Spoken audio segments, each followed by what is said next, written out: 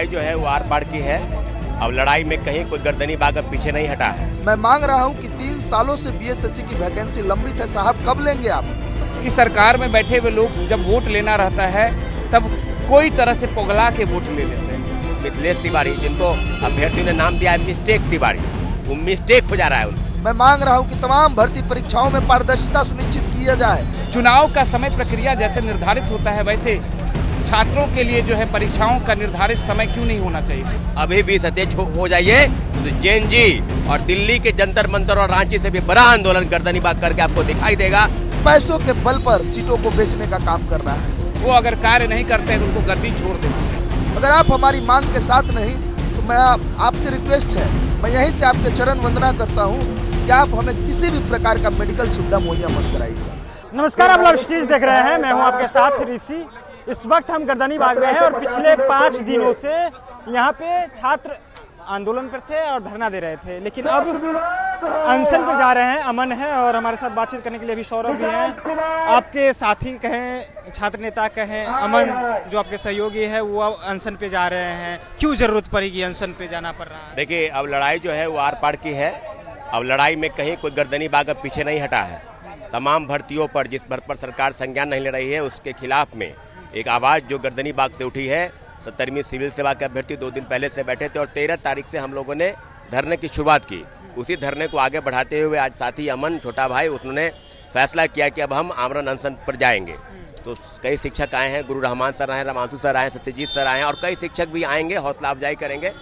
सवाल सीधा ये है कि जिस प्रकार से लगातार सरकार कह रही है कि तमाम भर्तियों में हम परीक्षा करा रहे हैं, तो परीक्षा तो आप करा रहे हैं, बहाली भी आप कर रहे हैं, लेकिन पेपर लीक क्यों होता है? तमाम भर्तियों में अनियमितता क्यों है? TRE 4 में अभी तक कोई अता पता नहीं। और मिथिलेश तिवारी जिनको अभ्यर्थियों ने नाम दिया है मिस्टेक तिवारी, वो मिस्टेक हो जा रहा है उनको। स्वास्थ्य मंत्री हैं या शिक्षा मंत्री हैं पता नहीं रहता उनको। और विज्ञापन सिर्फ वो भेजते हैं, विज्ञापन निकलवाते नहीं है, सिर्फ वो विज्ञापन। हमने विज्ञापन अधियाचना भेज दिया है BPSC को, BPSC जाने। अरे भाई, ये खेल तो पहले भी खेलते थे शिक्षा मंत्री, अब दोबारा वही खेल आप खेल रहे हैं। तो ये खेल बंद होगा। इस खेल को बंद करने का समय आ चुका है। इस खेल को बंद करने का जो जिम्मा लिया है वो गर्दनी बाग लिया है और गर्दनी बाग धरना स्थल पूरी तरीके से प्रतिबद्ध है। TRE 4, BPSC, BSSC तमाम लंबित भर्ती, उसको लेकर प्रतिबद्धता सरकार के तरफ से नहीं है। तो गर्दनी बाग, मुख्यमंत्री आवास, सचिवालय, चाहे राजभवन हो, चाहे BPSC हो या विधानसभा हो, जो जनप्रतिनिधि हैं, जो चुप्पी मारे हैं, उनको आवाज हम गर्दनी बाग से दे रहे हैं। अभी भी सतेज हो जाइए तो जैन जी और दिल्ली के जंतर मंतर और रांची से भी बड़ा आंदोलन गर्दनी बाग करके आपको दिखाई देगा। निश्चित रूप से हम प्रतिबद्ध हैं और साथ ही अमन की जो त्याग और परिश्रम है उसको हम जाया नहीं होने देंगे। निश्चित रूप से गर्दनी बाग आगे भी लड़ा है और आगे भी अपनी लड़ाई को अंतिम मुकाम तक ले जाएंगे।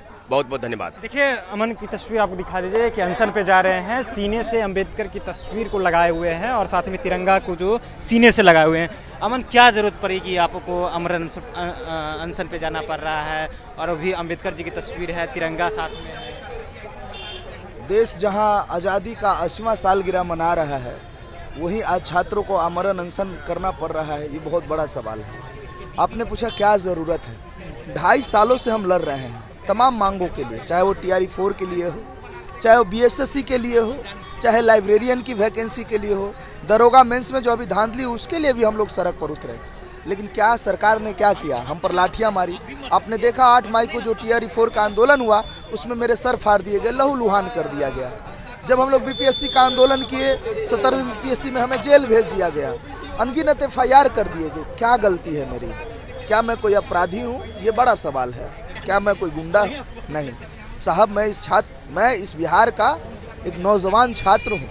मैं इस बिहार का वो छात्र हूँ जो लोकतंत्र के माध्यम से आपको चुनने का काम किया है। मैं क्या मांग रहा हूँ? मैं मांग रहा हूँ कि 3 सालों से BSSC की वैकेंसी लंबित है। साहब कब लेंगे आप? मैं मांग रहा हूँ कि संविदा कर्मियों को एक्स्ट्रा वेटेज देना बंद कीजिए। उनके घर में पहले से रोटी पहुँच रही है, नौकरी है उनको। जिनके घर में नौकरी नहीं है सर, उनको मौका दीजिए।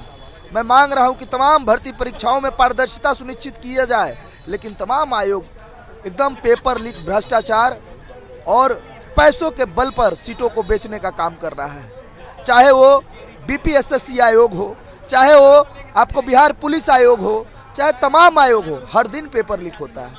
तो इन तमाम मांगों के साथ अब हमारे पास कोई भी विकल्प नहीं था। हम महात्मा गांधी के रास्ते पे बताए हुए मार्गों पर चल के आमरण अनशन का फैसला लिया है। मैं आपके चैनल के माध्यम से घोषणा करना चाहता हूँ आज के दिन कि एक समय आएगा जब मेरा शरीर लड़खड़ाएगा। मैं बार बार बोल रहा हूँ इस चीज़ को, लेकिन जब मेरा शरीर लड़खड़ाए और मेरी आवाज़ें बंद हो तो मैं माननीय सम्राट चौधरी से हाथ जोड़ के आग्रह करता हूँ, साहब आप चुनी हुई सरकार है, हमने आपको चुना है। अगर आप हमारी मांग के साथ नहीं तो मैं आपसे रिक्वेस्ट है, मैं यहीं से आपके चरण वंदना करता हूं कि आप हमें किसी भी प्रकार का मेडिकल सुविधा मुहैया मत कराइएगा। अगर छात्रों की शहादत से ही आप शिक्षा में सुधार लाएंगे और हमारी मांग मानेंगे तो मैं शहादत देने के लिए तैयार हूं साहब, लेकिन प्लीज़ आप किसी प्रकार से हमें उठाने का कोशिश नहीं कीजिएगा, हमारे शांतिपूर्ण आंदोलन का दमन मत कीजिएगा। धन्यवाद। तो अमन है और कह रहे हैं कि हमें मेडिकल की कोई सुविधा नहीं दीजिएगा। और भी हैं, कई लोग हैं यहाँ पे बैठे हुए, आज आपके साथी कहें आमरण अनशन पर जा रहे हैं। क्या लग रहा है सरकार कब तक इन लोगों की बात सुनेगी, आप लोगों की बात? देखिए, सरकार को हमारी बात सुनना चाहिए, क्योंकि हम विधायक का टिकट नहीं मांग रहे हैं, न एमएलसी का टिकट मांग रहे हैं। हम लोग चाह रहे हैं कि बिहार का शिक्षा व्यवस्था जो चरमराया है, बिहार का शिक्षा व्यवस्था में जो है सुधार लाया जा सके।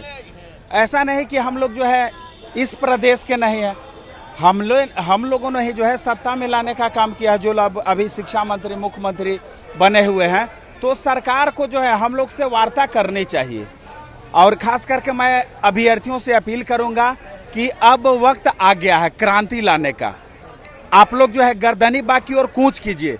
अगर आपको लग रहा है कि रूम लाइब्रेरी में बैठ करके हम यहाँ से ही जो है इंसाफ ले लेंगे, तो 3 सालों से बीएसएससी का एग्ज़ाम डेट नहीं जारी किया गया। आखिर क्यों नहीं किया जा रहा है? छात्रों में भी जो है कहीं ना कहीं कमी है। जब आंदोलन हम लोग करते हैं तो छात्रों की संख्या जितनी दिखनी चाहिए उतनी ज़्यादा संख्या दिख नहीं रहा है।